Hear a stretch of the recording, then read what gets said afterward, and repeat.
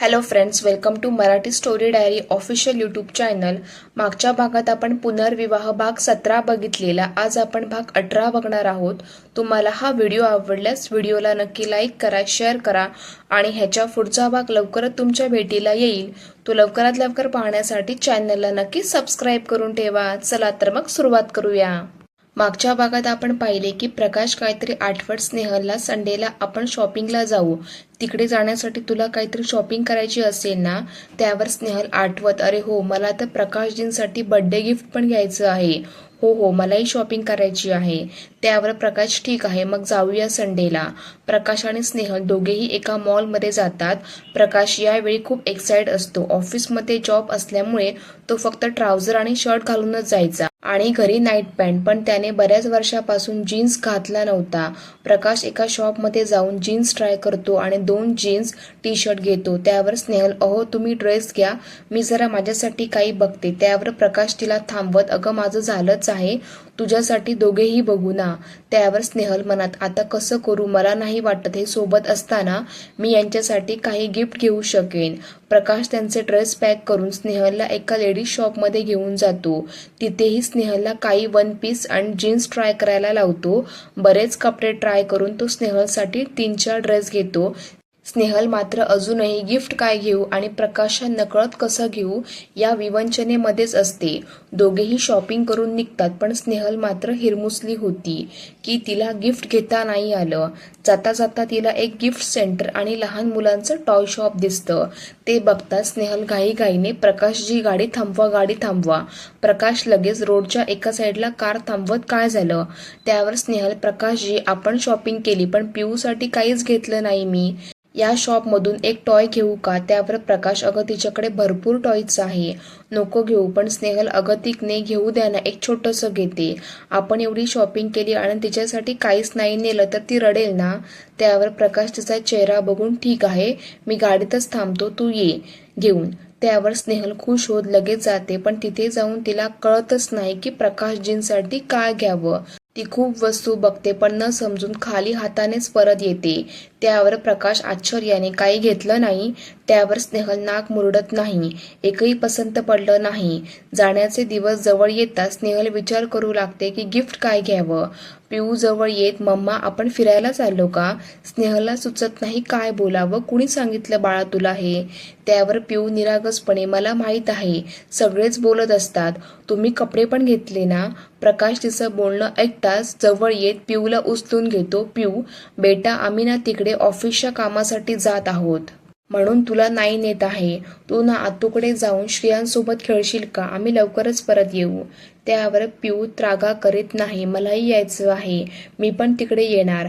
त्यावर प्रकाश तात्पुरतं तिला समजवण्यासाठी चॉकलेट घेऊन देतो, पण दोघांनाही खूप टेन्शन येतं की पिऊ राहील का इकडे।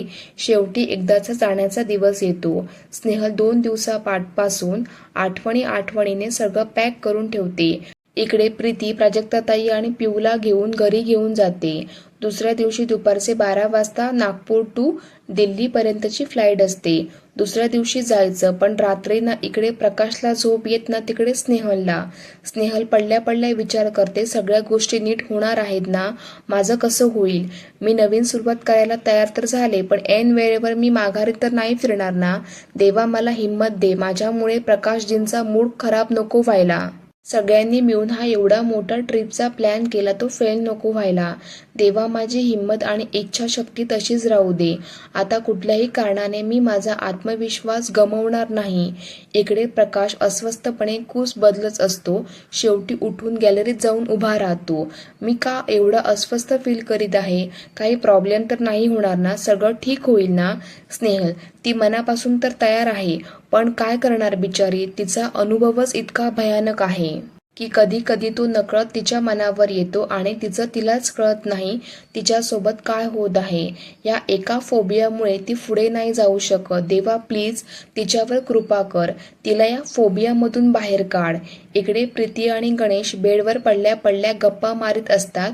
त्यावर प्रीती, उद्या कितीची फ्लाईट आहे दादा वहिनीची? त्यावर गणेश, तशी 11:55 आहे, पण त्यांना एअरपोर्टवर 10 पर्यंत पोचावं लागेल। त्यावर प्रीती, काय रे हे मनालीला कितीला पोचतील? त्यावर गणेश विचार करत फ्लाईटने हे दिल्लीला पोचायपर्यंत दुपारचे 2 वाजतील आणि दिल्लीपासून मनालीला पोचायला 11 ते 12 तास लागतात. म्हणजे हे परवा सकाळी हॉटेलला चेकिंग करतील. आणि तुला गंमत सांगू, त्यावर प्रीती उत्सुकतेने काय, त्यावर गणेश परवा जेव्हा हे पोचतील तेव्हा थोडा आराम करून नाश्ता किंवा लंच करून फिरायला जातील आणि एकदम रात्रीच रूमवर येतील. त्याच्या दुसऱ्या दिवशी प्रकाशचा बर्थडे येत आहे, तर मी रात्रीच रूम सजवण्यासाठी सांगून ठेवलं आहे. त्यावर प्रीती आश्चर्याने, काय, पण तू सांगितलं कुणाला, कसं काय अरेंज केलं? त्यावर गणेश, अगं बुकिंगच केलं तेव्हा त्यांना आयडिया दिली होती, त्यासाठी त्यांनी एक्स्ट्रा चार्ज केलं आहे, पण ते काम नीट आणि वेळेवर करतील. त्यावर प्रीती गणेशच्या मिठीत जात, वाव गणेश, मानलं हा तुला, या बाबतीत तुझं डोकं छान चालतं. दुसऱ्या दिवशी सकाळी स्नेहल आणि प्रकाश दोघेही उत्साहात तयारी करतात. एक तर मनालीसारख्या सुंदर ठिकाणी फिरायला जात होते, त्यात स्नेहल पहिल्यांदा फ्लाईटने जात असल्यामुळे तिच्यात वेगळाच उत्साह आणि आनंद होता. प्रकाश तरी 2-3दा ऑफिसच्या कामासाठी मुंबईला फ्लाईटने गेला होता. नाश्ता करून दोघेही निघतात. गणेश आणि प्रीती त्यांना एअरपोर्टवर सोडण्यासाठी आलेच होते. त्यावर स्नेहल, प्रीतीताई, पिऊने त्रास तर नाही दिला ना? त्यावर स्नेहल, वहिनी तू आता तिची चिंता सोड आणि तिकडे दोघे मस्त एन्जॉय करा.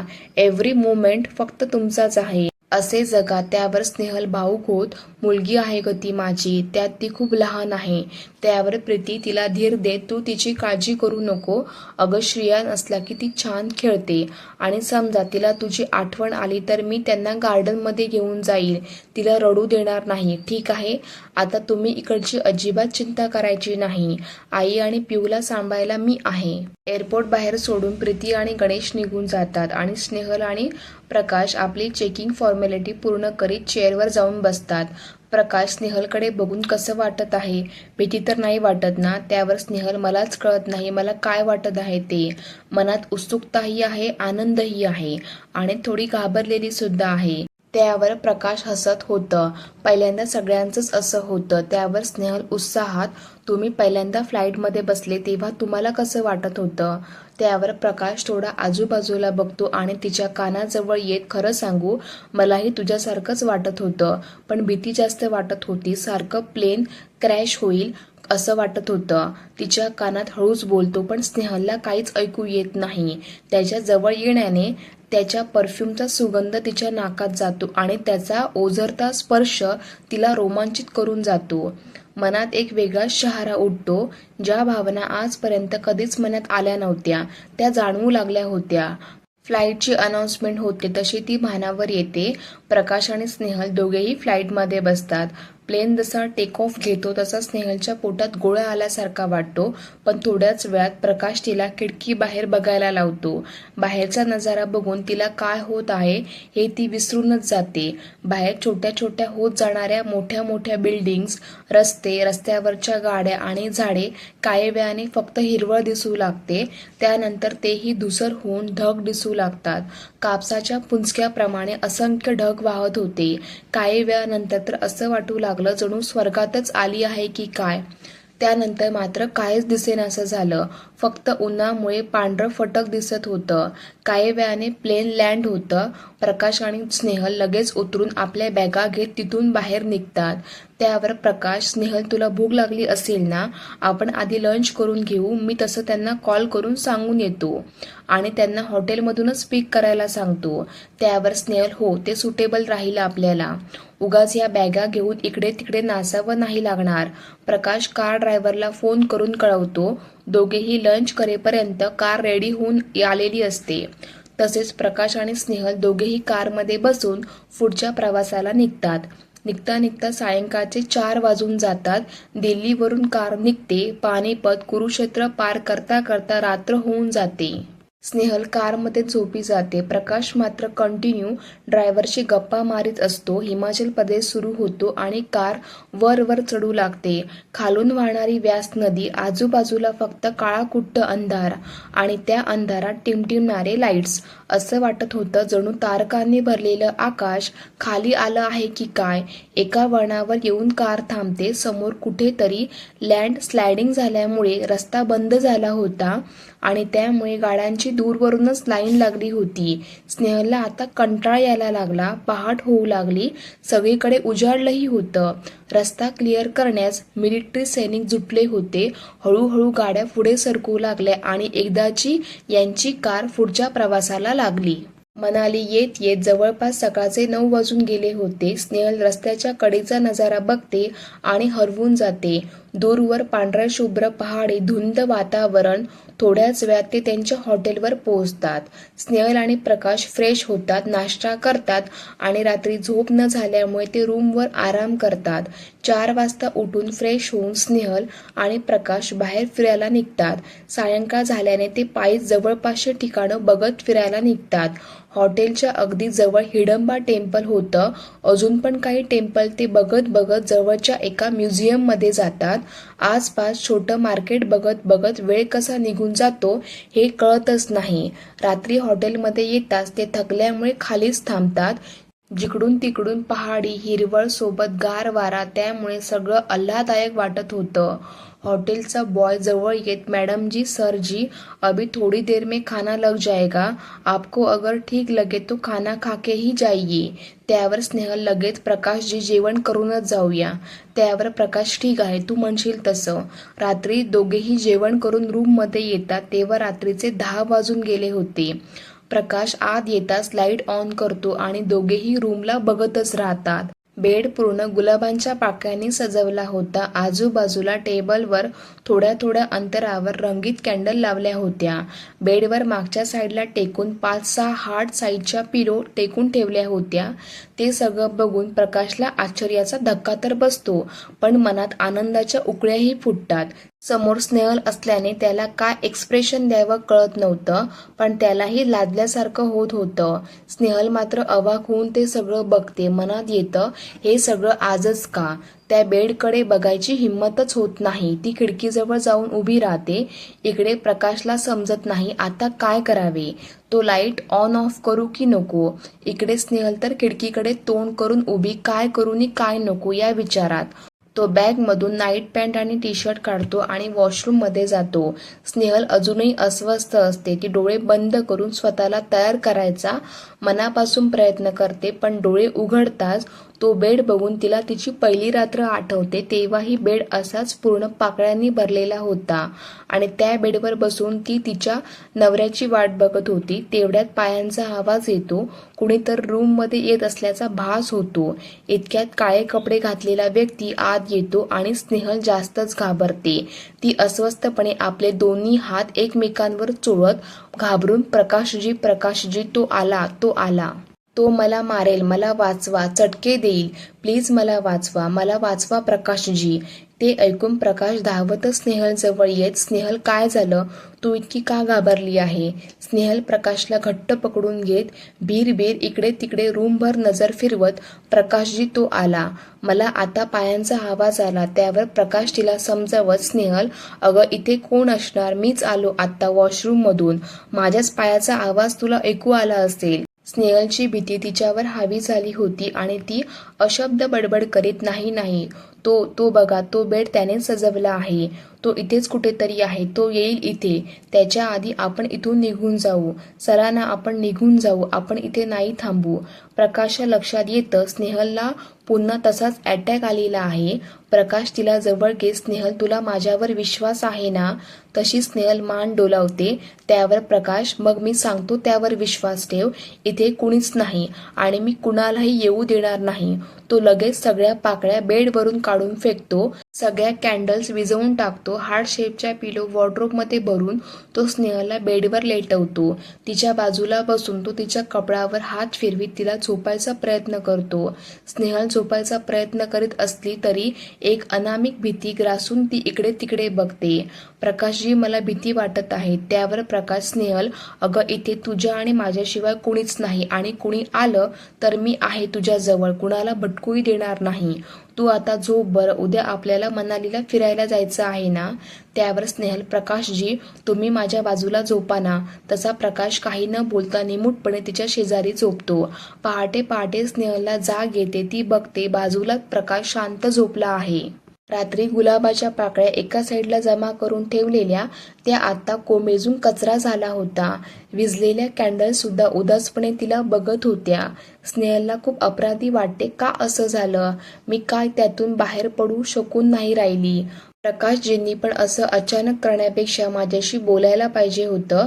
मला काय बोलले असते ते, त्यांनाही असं बोलायला ऑकवर्ड होईल ना.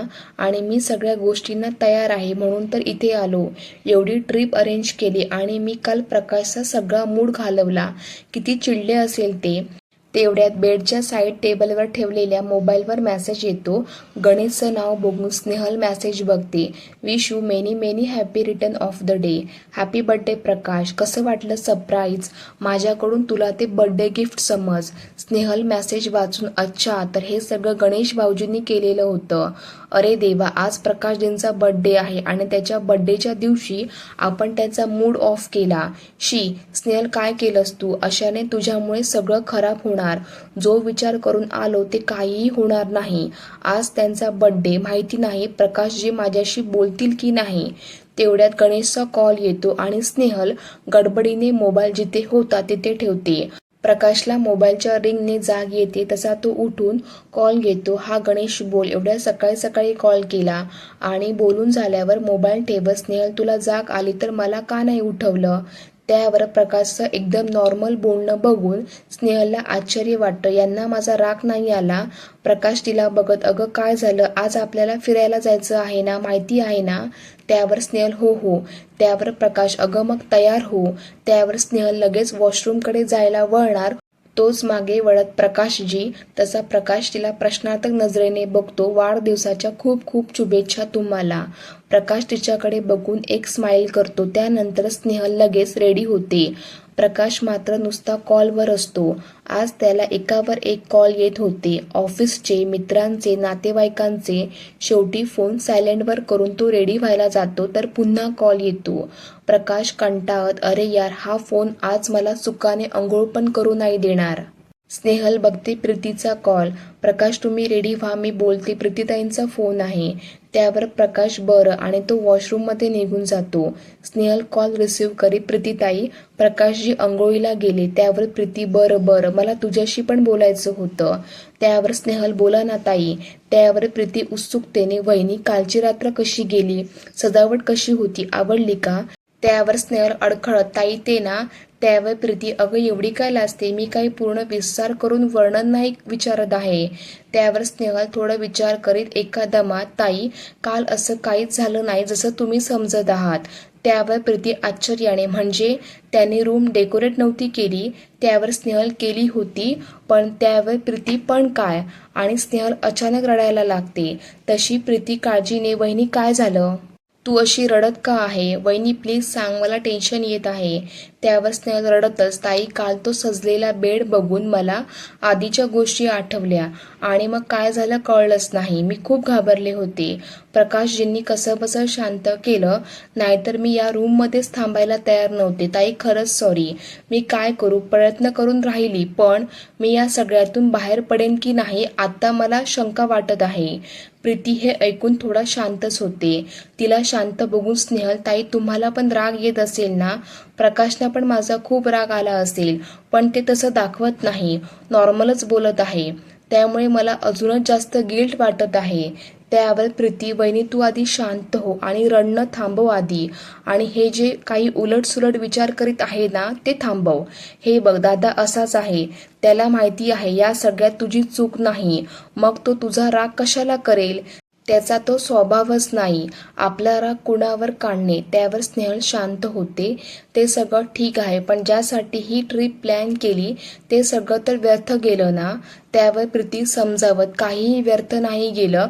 अजूनही वेळ गेलेली नाही. अजून 2 दिवस आहेत तुझ्याकडे. हे बघ वहिनी, अगं आपल्या भावना ह्या स्विच सारख्या नाही. ऑन ऑफ केलं की ऑन होणार आणि ऑफ केलं की ऑफ. अगं त्या सगळ्यातून बाहेर पडायला वेळ तर लागेलच. सगळं एका दिवसात पॉसिबल नाही, पण अशक्यही नाही. फक्त तू मनावर घ्यायला पाहिजे. हे सगळं दुसरं कुणी नाही तर फक्त तूच करू शकते. एकदा डोळे बंद कर आणि ठरव की त्या सगळ्या आठवणी परत जरी आल्या तरी तू मागे हटणार नाही. गोष्टी जेव्हा रिपीट होतात तेव्हा जुन्या आठवणी वर येतातच, पण तुला त्या आठवणीतून बाहेर येत तुझ्या नव्या आठवणी तयार करायच्या आहेत. आणि त्याही एवढ्या सुंदर की मधुचंद्र म्हटला की त्या आठवणी जाग्या होऊन तुझा चेहरा लाजेने लाल झाला पाहिजे, त्यावर स्माईल आली पाहिजे. वहिनी बस, एकदा तू हिम्मत कर, मग सगळं सोपं होऊन जाईल बघ. आणि हे सगळं तुलाच करावं लागेल आत्ता, कारण जेवढं दादाला मी ओळखतो तो तुला त्रास होतो म्हणून काहीच करणार नाही. त्यावर स्नेहल, ताई मला कळतंय सगळं, पण आता मी हार मानणार नाही. एकदा त्रास झाला म्हणून काय झालं, मी पुन्हा प्रयत्न करेन आणि यावेळी मी माझ्या प्रयत्नात सक्सेसफुल होईनच. शेवटी हा माझ्या आणि प्रकाशजींच्या आयुष्याचा प्रश्न आहे. त्यावर प्रीती खुश होत, ये होईना बात, काही झालं तरी प्रयत्न सोडायचे नाही आणि हार तर बिलकुल मानायची नाही. त्यावर स्नेहल थोडी अस्वस्थ होत, ताई आज प्रकाशजींचा बर्थडे आहे आणि मी काही गिफ्ट पण नाही घेतलं. त्यांना काय आवडतं, काय घेऊ त्यांच्यासाठी, प्लीज सांगा. त्यावर प्रीती हसत, वहिनी दादाकडे सगळंच आहे, त्याच्याकडे जे नाही ते फक्त तू देऊ शकते, तेच त्याचं सगळ्यात मोठं गिफ्ट आहे. त्यावर स्नेहल कन्फ्यूज होत, तुम्ही काय म्हणत आहात, मला काहीच कळत नाही.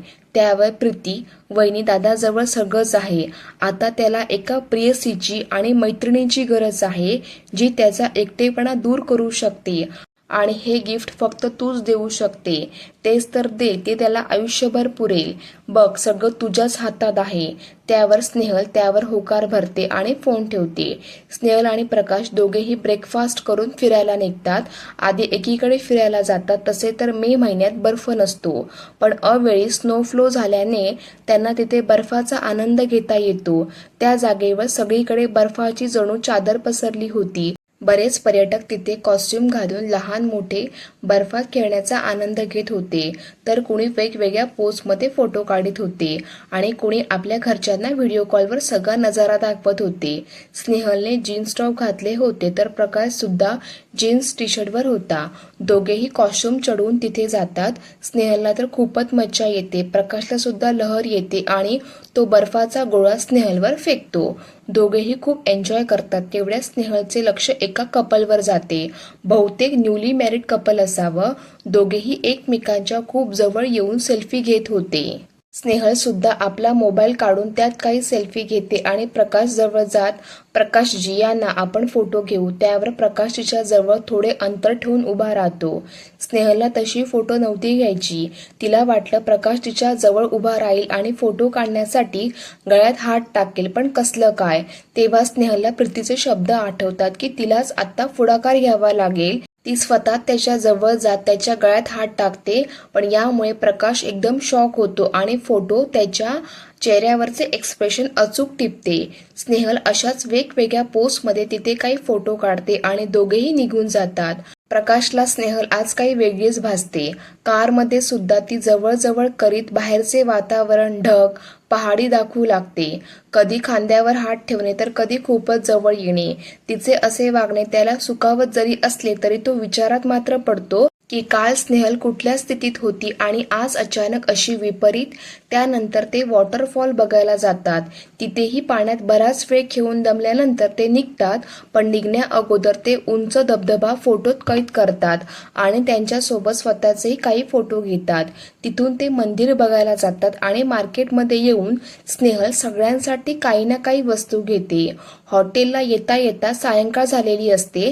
तेवढ्यात प्रकाशला कोणीतरी आवाज देतो. वळून बघतो, अरे बंटी तू इथे. त्यावर बंटी, मी सुद्धा तुला तेच विचारणार होतो, मी फॅमिलीसोबत आलो आहे फिरायला. त्यावर प्रकाश, मी सुद्धा, मीट माय वाईफ स्नेहल. त्यावर बंटी, नमस्कार वहिनी, आणि स्नेहल पण त्यांना नमस्कार करते. त्यावर प्रकाश, स्नेहल बंटी, कॉलेजमध्ये आम्ही सोबतच होतो. त्यावर स्नेहल स्माईल करीत, तुम्ही बोलत बसा, मी रूमवर जाते. त्यावर प्रकाश, ठीक आहे मी येतोच, आणि स्नेहल चावी घेऊन रूममध्ये जाते. सगळे गिफ्ट नीट वॉर्डरोबमध्ये ठेवते आणि फोन करून रूम सर्व्हिसला बोलवून रूम साफ करून घेते. आज तिला प्रकाशला त्याचं बर्थडे गिफ्ट द्यायचं होतं. ती बघते कालच्या कॅन्डल तशाच अर्धवट राहिल्या होत्या. ती पुन्हा त्यांना नीट सजवून ठेवते. तेवढ्या सर्व्हिस बॉय येत, मॅडम जी आपने बुलाया. त्यावर स्नेहल, मुझे कुछ फूल मिलेंगे डेकोरेट करने के लिए. त्यावर सर्विस बॉय, हाँ जी क्यों नहीं मिलेंगे, पर आप मुझे बताओ ना, मैं सब करवा दूंगा. त्यावर स्नेहल थोडी उदास होत, नाही मुझे वो कल जैसा डेकोरेशन नहीं चाहिए। त्यावर तो सर्व्हिस बॉय आप जैसा बोलोगे वैसा कर देंगे। त्यावर स्नेहल थोड़ा विचार करीत ठीक है, पहले तुम मुझे फ्लावर्स लेके आओ, बाद में बताती हूँ। और हाँ, मुझे एक केक भी चाहिए, पर अभी नहीं, जब मैं नीचे जाऊंगी तब तुम यहाँ लेकर आओ। त्यावर सर्व्हिस बॉय जी मॅडम, आप फिकर मत करो, मैं यहाँ सब बराबर सजा के रख दूंगा। आणि तो बॉय खाली निघून जातो। तसा स्नेहलला प्रकाशचा विचार येतो, ओ प्रकाशजी वर आले तर त्यांना काही करून खालीच थांबवावे लागेल। स्नेहल लगेच प्रकाशला फोन लावते, तसा प्रकाश कॉल उचलताच स्नेहल बस थोड्याच वेळात आलोच वर। त्यावर स्नेहल, प्रकाशजी मी म्हणत होते मी थोड्याच वेळात खाली रेडी होऊन खालीच येते, आपण डिनर करून घेऊ। त्यावर प्रकाश, ठीक आहे, तू डायनिंग एरियात आलीस की मला कॉल कर, मी इथेच आहे, मित्रांसोबत गप्पा मारीत। त्यावर स्नेहल, हो तुम्ही चालू द्या तुमच्या गप्पा आरामात, फोन करून रिलॅक्स होते। तेवढ्यात सर्व्हिस बॉय येतो। त्यावर स्नेहल त्याला, मुझे ना बेड पर कुछ नहीं चाहिए, बस सिंपल सा डेकोरेशन, ये कैंडल लगा दो और ये फूल लगा देना। त्यावर सर्व्हिस बॉय, मॅडम जी आप बैठो मैं कर देता हूँ। त्यावर स्नेहल चेअरवर बसते आणि सर्व्हिस बॉय सगळ्या फुलांमधले निवडक फुलं वॉसमध्ये ठेवतो, काही फुलं कॅन्डलच्या आजूबाजूला सजवतो, सगळ्या कर्टन्सला रूम फ्रेशनरने स्प्रे करतो आणि तिथे एक छोटासा म्युझिक सिस्टम आणून ठेवतो।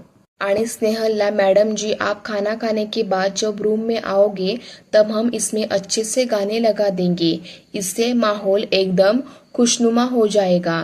त्यावर स्नेहल एकदम एक्साइट होत, हो वाव, ये बहुत अच्छा किया, प्रकाश जी को गाने बहुत पसंद है। सर्व्हिस बॉय सगळी डेकोरेशन करून निघून जातो।